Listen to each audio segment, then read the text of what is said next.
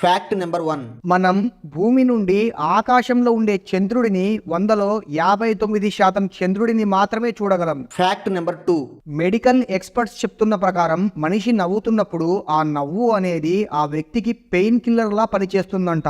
Fact number 3. ప్రపంచవ్యాప్తంగా ప్రతి సంవత్సరం కేవలం 40% మంది పిల్లలు మాత్రమే స్కూల్ కు రెగ్యులర్ గా వెళ్తున్నారంట.